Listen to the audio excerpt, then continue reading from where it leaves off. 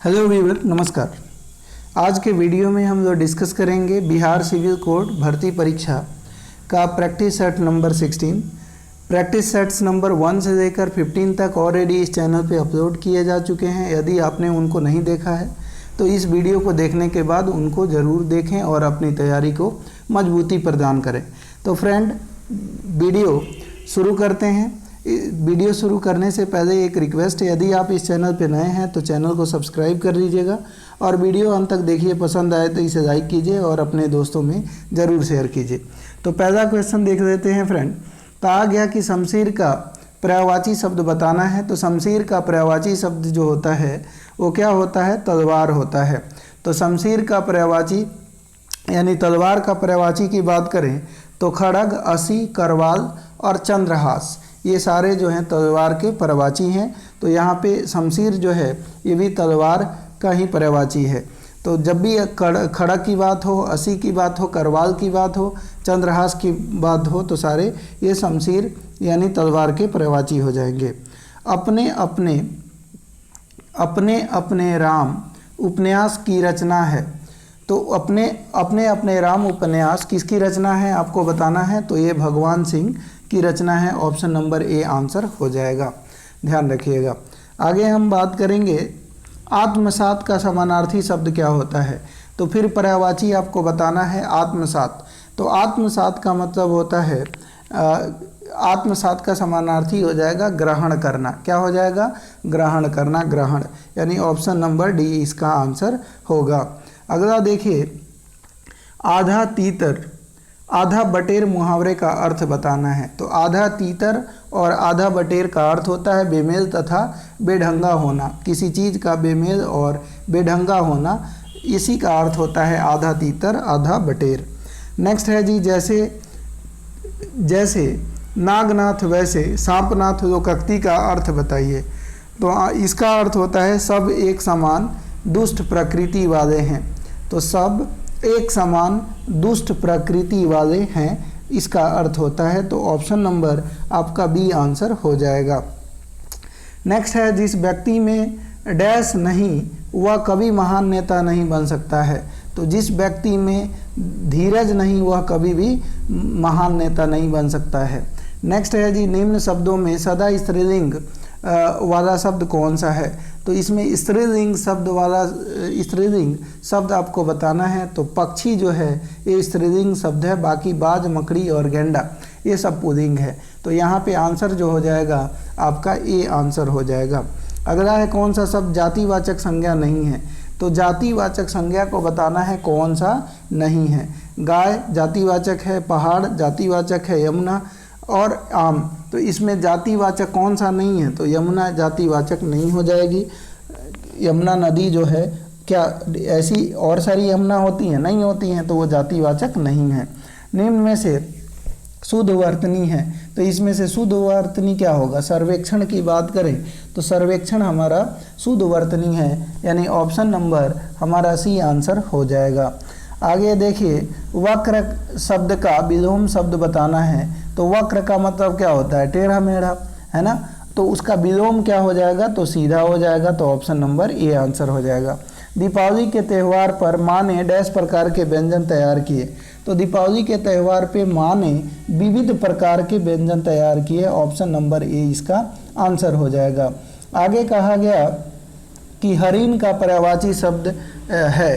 तो हरिण का पर्यायवाची शब्द क्या होगा फ्रेंड? तो आंसर हो जाएगा मृग, यानी डी आपका आंसर हो जाएगा। हरिण या हिरण का पर्यायवाची शब्द जो होगा वो मृग हो जाएगा। क्या हो जाएगा? मृग। और हिरण का पर्यायवाची शब्द और कौन कौन से हो सकते हैं? तो मृग, सारंग, कुरंग, सुरभि। मृग, सारंग, कुरंग और सुरभि, ये सारे मृग के पर्यायवाची शब्द होते हैं। आगे हम देखते हैं, निम्न में से शुद्ध वर्तनी का चयन कीजिए। प्रशंसा, तो प्रशंसा कौन सा सत्य है, शुद्ध है? तो आपका ऑप्शन नंबर ए यहाँ पे शुद्ध लिखा हुआ है।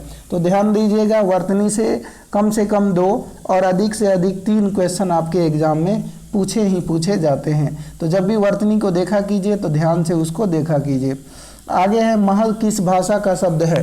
तो महल की बात करें तो किस भाषा का शब्द है? तो ये अरबी भाषा का शब्द है। कौन सी भाषा का? अरबी भाषा का शब्द है महल। अब सूर्य का स्त्रीलिंग आपको बताना है, तो सूर्य का स्त्रीलिंग क्या हो जाएगा? सूर्य हो जाएगा। यह देखिए अरविंद से शिशु वृंद कैसे सो रहे हैं। यह देखिए अरविंद से शिशु वृंद कैसे सो रहे हैं में अलंकार बताइए। तो अलंकार आपको बताना है, इनमें कौन सा अलंकार है? तो आंसर हो जाएगा उपमा अलंकार है। कौन सा अलंकार है फ्रेंड? उपमा अलंकार है। जहाँ एक वस्तु या प्राणी की तुलना अत्यंत सादृश्य के कारण प्रसिद्ध वस्तु या प्रणाली से की जाए वहाँ उपमा अलंकार होता है। तो देखिए, यह देखिए अरविंद से शिशु वृंद कैसे सो रहे हैं। तो अरविंद से शिशु वृंद क्या हो रही है? यहाँ पे आप देखेंगे तो यहाँ पे तुलना हो रही है, तो ये उपमा हो जाएगा अलंकार। आगे आइए, इस काल में मारे कहा गया कि इस काल मारे क्रोध के तनु कांपने उनका लगा। इस काल मारे क्रोध के तनु कांपने उनका लगा में अलंकार बताइए। तो इसमें कौन सा अलंकार है? उत्प्रेक्षा अलंकार हो जाएगा। क्या हो जाएगा? उत्प्रेक्षा अलंकार हो जाएगी। जहाँ समानता के कारण उपमेय में संभावना या कल्पना की जाए वहाँ उत्प्रेक्षा अलंकार आता है। ठीक है। हनुमान की पूंछ में लगन न पाई आग। हनुमान की पूंछ में लगन न पाई आग। लंका सिगरी जल गई एक निशाचर भाग में अलंकार आपको बताइए।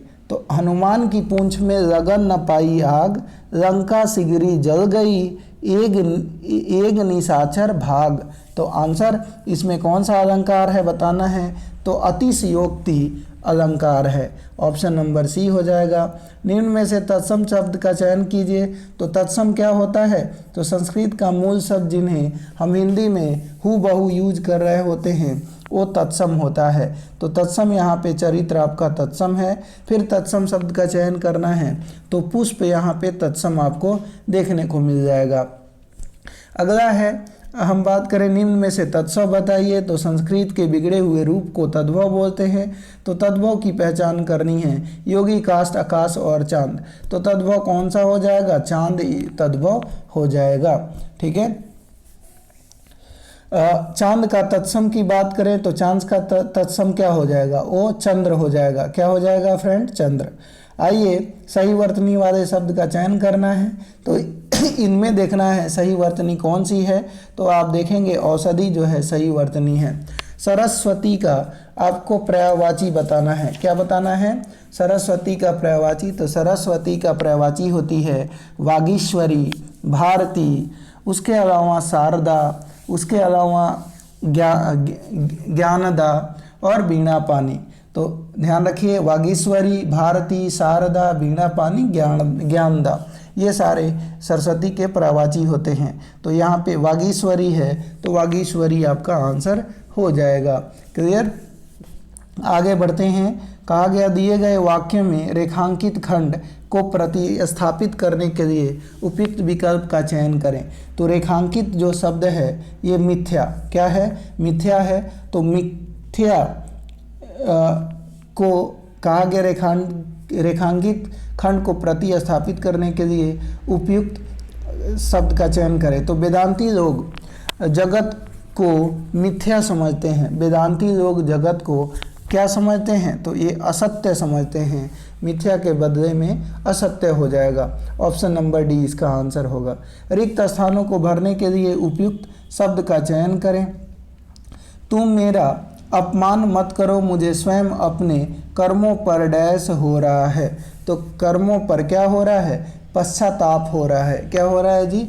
पश्चाताप हो रहा है। ऑप्शन नंबर बी आंसर हो जाएगा। अनुचित बात के लिए आग्रह के लिए एक शब्द। तो अनुचित बात के लिए अगर कोई आग्रह करता है तो उसके लिए एक शब्द हम क्या यूज करते हैं? अनुचित बात के लिए आग्रह, तो उसको हम लोग क्या बोलेंगे? दुराग्रह बोलेंगे। क्या बोलेंगे? दुराग्रह। यानी ऑप्शन नंबर आपका सी हो जाएगा। आइए आगे हम देख लेते हैं। जहर का घूंट पीना, मुहावरे का अर्थ क्या होता है? गुस्सा मन में दबा देना, जोखिम में डाल देना, खतरा उठाना, शर्मिंदा होना। तो जहर का घूंट पीना का यहाँ पे अर्थ हो जाएगा गुस्सा को मन में दबा देना। 27 के बाद आइए 28 देख लेते हैं। कहा गया टका सा जवाब देना मुहावरे का अर्थ आप बताइए। तो टक्का सा जवाब देना का अर्थ होता है साफ इनकार करना। जो अभी तक ना आया हो के लिए एक शब्द का प्रयोग कीजिए। तो जब भी जो अभी तक ना आया हो उसको क्या बोलते हैं? अनागत के नाम से जानते हैं। आगे है यहाँ पे बद्ध शब्द का विलोम बताइए। तो बद्ध का विलोम क्या होता है? अबद्ध हो जाएगा, मुक्त हो जाएगा, स्वतंत्र हो जाएगा। तो यहाँ पे मुक्त है तो मुक्त आंसर हो जाएगा। अब यहाँ पे आपको फिर इन दी ब्लैंक्स भरना है। तो चलिए पढ़ लेते हैं। कहा गया कि एक बार ऐसा हुआ कि गुजरात देश में बड़ा डैश अकाल पड़ा। उन दिनों गुजरात में कवि भारवी रहते थे। उन्होंने सोचा इस अकाल में चलकर राजा भोज की ही डैश दे। वह विद्यमानों का डैश करता था और धन भी देता था। कवि की स्त्री को यह बात डैश आई और दोनों स्त्री पुरुष राजा भोज के डैश में जाने के लिए निकल पड़े। अब हमने पढ़ लिया, अब इसका आंसर देते हैं। इन्होंने कहा कि गद्यांश में सांकेतिक रिक्त वन के लिए उपयुक्त शब्द होगा। तो यहाँ पे फिर एक बार मैं दिखा रहा हूँ। इन्होंने कहा है कि एक बार ऐसा हुआ कि गुजरात देश में बड़ा डैश अकाल पड़ा। तो बड़ा डैश अकाल पड़ा तो बड़ा भारी अकाल पड़ा। क्या पड़ा? बड़ा भारी अकाल पड़ा। तो आपका ऑप्शन नंबर 31 का क्या हो जाएगा? ए आंसर हो जाएगा, बी आंसर हो जाएगा। अब गद्यांश में सांकेतिक दो में रिक्त स्थान भरिए। तो बड़ा भारी अकाल पड़ा। दूसरा में देख लेते हैं। बड़ा भारी अकाल पड़ा के बाद उन दिनों गुजरात में कवि भारवी रहते थे। उन्होंने सोचा इस अकाल में चलकर राजा भोज की ही डैश दें। तो राजा भोज की ही क्या दें? तो ध्यान रखिएगा, राजा भोज की ही शरण दें। क्या होगा इसमें? आपका शरण हो जाएगा। राजा भोज की ही शरण दे, ऑप्शन नंबर बी हो जाएगा। अगला है गद्यांश में सांकेतिक 3 के स्थान पर क्या आएगा? तो देख लीजिए,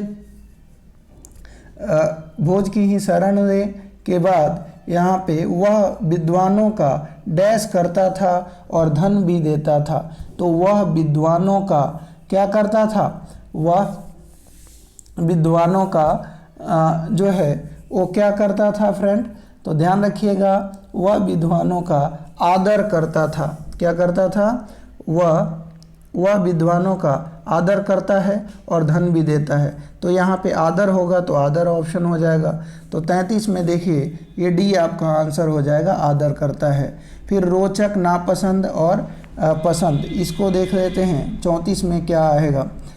तो वह विद्वानों का आदर करता है और धन भी देता है। कवि की स्त्री को यह बात पसंद आई। क्या हो जाएगा? यह बात पसंद आई और दोनों स्त्री पुरुष राजा भोज के दरबार में जाने के लिए निकल पड़े। तो राजा भोज के दरबार में जाने के लिए निकल पड़े। कहाँ पे? दरबार में। और यहाँ पे पसंद। तो उम्मीद है ये बातें समझ में आई होंगी। आगे देखते हैं फ्रेंड। कहा गया select the word which means the same as the group of the word given, one who loves mankind। जो मानवता से प्रेम करता है उसको हम लोग क्या बोलते हैं? जो मानवता से, मानव जाति से प्रेम करता हो उसको क्या बोलेंगे? फिलैंथ्रोपिस्ट बोलेंगे। फिल का मतलब होता है लव और एंथ्रोपोज का मतलब मानव। तो मानव से लव करने वाले को फिलैंथ्रोपिस्ट के नाम से जानेंगे। ठीक है, आगे हम देखेंगे यहाँ पे कुछ वर्ड है मिसोगैमिस्ट।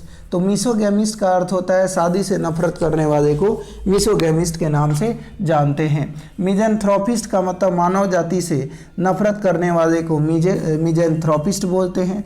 और मिसोगाइनिस्ट का मतलब होता है औरतों से नफरत करने वाले को मिसोगाइनिस्ट के नाम से जानते हैं। आगे आइए, अपेरेंट का साइनोनिम्स बताना है। तो सबसे पहले अपेरेंट का अर्थ जान लीजिए। अपेरेंट का मतलब होता है स्पष्ट। क्या होता है? स्पष्ट। तो अपेरेंट का स्पष्ट होता है और इसका समानार्थी बताना है। तो समानार्थी क्या हो जाएगा? ऑब्वियस हो जाएगा। क्या हो जाएगा? Obvious. Select the meaning of the given idioms under a crowd. Under a crowd का मतलब क्या होता है? संदेह के घेरे में होना, यानी हो जाएगा under suspicious. Under a crowd का मतलब संदेह के घेरे में होना, सस्पिशियस आपका आंसर हो जाएगा।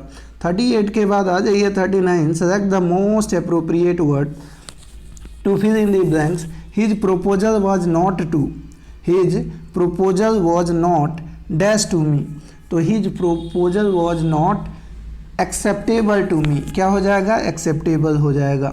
आइए नेक्स्ट है जी, कहा गया कि select the not most appropriate words to fill in the blanks. The bear didn't attack the lady because he was afraid dash her. तो the bear did not attack the lady because he was afraid dash her, for her, of her, from her, at her।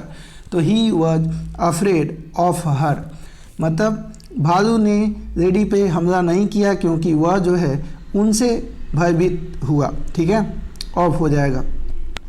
Antonyms बताना है आपको। Convicted क्या? तो convicted का antonyms यानी विपरीतार्थक बताना है। तो कन्विक्टेड का अर्थ होता है आरोपी, आरोपित या दोषी करार दिया गया, उसको कन्विक्टेड बोलते हैं। तो उसका उल्टा क्या हो जाएगा? अक्विटेड हो जाएगा। क्या हो जाएगा? अक्विटेड, यानी जो बाइज्जत बरी हुआ हो वो अक्विटेड हो जाएगा। चार्ज्ड का मतलब होता है आरोपित। ब्लेम्ड का मतलब होता है फिर वहीं आरोपित, है ना। और अलिग्ड का मतलब भी होता है आरोपित। ठीक है, आगे आइए नेक्स्ट की बात करें। Select the synonyms of the given word. Synonyms का मतलब समानार्थी। अकम्प्लिश, अकम्प्लिश का मतलब होता है प्राप्त करना या पूरा करना। अकम्प्लिश का मतलब प्राप्त करना या पूरा करना। इसका आंसर क्या हो जाएगा? ऑप्शन नंबर डी, यानी अचीव हो जाएगा। अगला है select the most appropriate word to fill in the blanks. A number of people dash to watch the live performance last night. तो a number of people gathered to watch the live performance last night. तो यहाँ पे gathered हो जाएगा, option number A. अगला देखिए select the antonyms of the given words. यहाँ पे जो गिवन वर्ड्स है डिमिनिश। तो डिमिनिश का एंटोनिम्स क्या होता है आपको बताना है। तो डिमिनिश का मतलब होता है घटाना या कम करना। ठीक है, तो डिमिनिश का अर्थ होता है घटाना या कम करना, और इसका विपरीत अर्थक आपसे बोला गया तो घटाना का क्या हो जाएगा? बढ़ाना हो जाएगा, इंक्रीज हो जाएगा। क्या हो जाएगा? इंक्रीज, यानी ऑप्शन नंबर आपका सी आंसर होगा। क्या होगा? सी आंसर हो जाएगा। ठीक है, आगे आइए। अगला है इनकरेक्टली स्पेलिंग को बताना है। यूजुअल, यहाँ पे आप देखिए इनकरेक्टली स्पेल्ड की USUAL सही है। मैनुअल की बात करें सही है, म्यूचुअल भी सही है। हाँ, ग्रेजुअल ये गलत है, GRADUAL होता है। तो ग्रेजुअल की यहाँ पे स्पेलिंग गलत लिखा हुआ है, तो इसलिए ये गलत हो जाएगा। GRADUAL इसकी स्पेलिंग होनी चाहिए। अगला है यहाँ पे फ्लाई द नेस्ट का आपको ये इडियम्स है, इसका मीनिंग आपको स्पष्ट करना है। तो फ्लाई द नेस्ट का मतलब होता है, ध्यान रखिएगा, फ्लाई द नेस्ट का यहाँ पे मतलब हो जाएगा आपका children leaving their parents home to live on their own. Children leaving their parents home to live on their own. ये फ्लाई नेस्ट का मतलब ही हो गया कि वैसे बच्चे जो अपने माता पिता के घर को छोड़कर अपने खर्चे से दूसरे स्थान पर रहते हों, उनको हम लोग क्या बोलेंगे? Children living their parents home to live on their home. अगला है identify the segments in the sentence which contains a grammatical error. Why did you spend. अब देखिए डिड आ गया, V2 है, डू का V2 है डिड। अब स्पेंट नहीं होना चाहिए, स्पेंड होना चाहिए। तो Y did you spend so much money on old and useless furniture. तो ऑप्शन नंबर आपका यही गलत हो जाएगा क्योंकि यहाँ स्पेंड होना चाहिए। ठीक है, आइए 47 के बाद 48 देख लेते हैं। 48 नंबर क्वेश्चन कहा गया कि यहाँ पे ध्यान देंगे, वन वर्ड सब्स्टिट्यूशन बताना है। कहा गया you will never become a good reader until reading are done with a purpose. तो you will never become a good reader until reading are done with a purpose. तो ध्यान रखिएगा, आप कभी भी एक अच्छा रीडर नहीं बन सकते जब तक कि आप किसी पर्टिकुलर पर्पस के लिए पढ़ते रहेंगे। ठीक है, तो इसका आपको बताना है कि अंटिल रीडिंग आर का मतलब यहाँ पे वन वर्ड सब्स्टिट्यूशन ये है, तो इनमें कौन सा इसका करेक्ट अर्थ होगा इसको आपको बताना है। तो चलिए यहाँ पे ये हो जाएगा अंटिल ना होकर अनलेस हो जाएगा, अनलेस रीडिंग इज। क्या हो जाएगा? Unless reading is. आगे आइए, यहाँ पे select the most appropriate one word substitution for the given group of words. कहा गया gentle song sung to put a child to sleep. A gentle song sung to put a child to sleep. तो यहाँ पे कहा गया कि आपको one word substitution बताना है। A gentle song sung to put a child to sleep, इसको हम लोग क्या बोलेंगे? तो ध्यान रखिएगा, इसका अर्थ होगा लोरी, बच्चों को सुलाने के लिए गाया जाने वाला गाना। तो बच्चों को सुनाने के लिए गाया जाने वाला गाना को क्या बोलते हैं? लोरी बोलते हैं। तो लोरी यहाँ पे आपका आंसर हो जाएगा। तो लोरी कौन सा है? तो ये हो जाएगा लुलाबाई। क्या हो जाएगा? लुलाबाई। ठीक है, आगे देखिए, fill in the blanks with the most appropriate words. Swami Dayanand dash the Arya Samaj. तो स्वामी दयानंद सरस्वती क्या डिस्कवर्ड आर्य समाज? बिल्कुल नहीं। Develop Arya Samaj, founded Arya Samaj. Invented तो नहीं होगा नहीं, तो ऑप्शन नंबर यहाँ पे ए आंसर हो जाएगा। तो फाउंडेड यहाँ पे आंसर होगा। तो दोस्तों हमने हिंदी और इंग्लिश दोनों कंप्लीट कर लिया है। उम्मीद है कि आपको ये सारे क्वेश्चन समझ में आ गए होंगे। और ठीक है, तो मिलते हैं एक नए वीडियो के साथ। तब तक के लिए धन्यवाद। Take care. जय हिंद दोस्तों।